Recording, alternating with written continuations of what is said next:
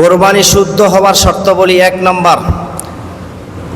এক নাম্বার হলো যারা কোরবানি দাতা তাদের নিয়ত, ইখলাস, তাকওয়া পূর্ণাঙ্গ থাকতে হবে।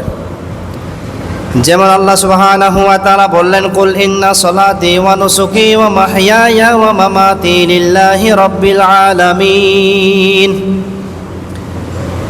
সূরা আনআম 162 নম্বর আয়াত। এই আয়াতে আল্লাহ তাআলা সমস্ত মুসলিম সম্প্রদায়কে সংকল্প শিক্ষা দিচ্ছেন।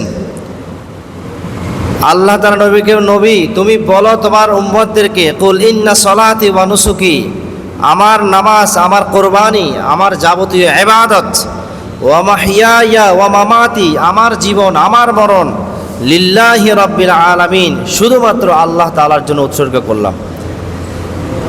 এবং বুখারী শরীফের সর্বপ্রথম হাদিস, ইন্নামাল আমালু বিন্নিয়াত, মানুষের জীবনের সমস্ত কর্ম নির্ভর করবে শুধুমাত্র তার নিয়তের উপর।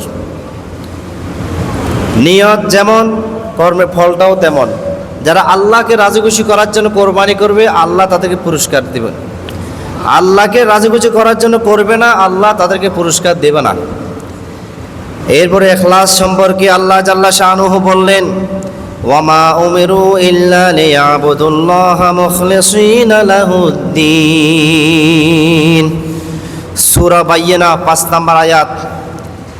আল্লাহ তাআলা বললেন, আমি আমার বান্দাদেরকে আদেশ করি সে যেই কোনো কাজ করুক না কেন সেটা যেন শুধুমাত্র আল্লাহকে সন্তুষ্ট করার জন্য হয়, শুধুমাত্র খালেস নিয়তে আল্লাহর জন্য হয়। এরপরে আল্লাহ সুবহানাহু ওয়া তাআলা সূরা জুমারের 11 নম্বর আয়াতের মধ্যে বললেন, কুল ইন্নী উমিরতু আন আ'বুদাল্লাহা মুখলিসান লাহুদ্দিন। আল্লাহ তাআলা বললেন, নবীকে বললেন, নবী তুমি বলো, ইন্নী উমিরতু, নিঃসন্দেহে আমাকে আদেশ করা হয়েছে, আনা আ'বুদাল্লাহা মুখলিসান লাহুদ্দিন, আমি যেন আল্লাহর ইবাদত করি শুধুমাত্র তার খুশির জন্য। এখানে আর কেউ যোগ হতে পারবে না। সমাজের লোকেরা কি বলবে এই শব্দ যোগ হতে পারবে না। করজ করে কোরবানি করতে হবে এই করজ শব্দ যোগ হতে পারবে না। এরপরে মানুষ আমাকে বাহবা দিবে সেই উদ্দেশ্যে কোরবানি করতে পারবে না। করলে এই কোরবানির পুরস্কার আল্লাহ থেকে পাবে না, শুধু গোশত খাওয়া হবে।